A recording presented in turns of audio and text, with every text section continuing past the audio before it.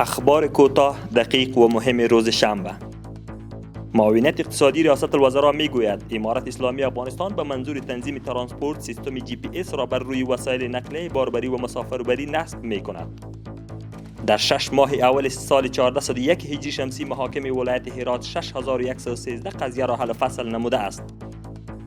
افغانستان بانک فردا یک شنبه مبلغ 13 میلیون دلار آمریکایی را طی داوطلبی به طور لیلام به فروش میرساند.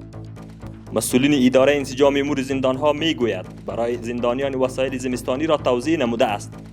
در هفته گذشته از طریق خطوط آهن افغانستان 69103 تن متریک انتقالات صورت گرفته است. منصوبین حوزه هفتم قماندانی امنیه کابل یک موتر سرقت شده را گرفتار کرده است و آن را به مالک اصلیشان تحویل داده است. وزیر امور خارجه میگوید افغانستان باید به مرکز ترانزیت، علم، اقتصاد و اتصال بدل گردد.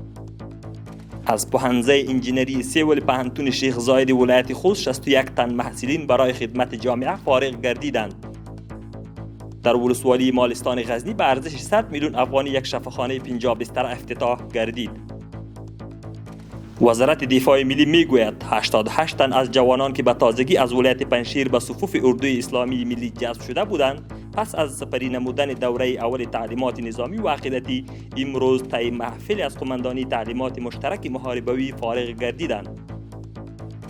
در ولایت نیمروز طرح و دیزاین ساخت نقشه ریاست شهرسازی و مسکن و یک مارکت تجارتی در مربوطات وزارت زراعت، آبیاری و مالداری صورت گرفت.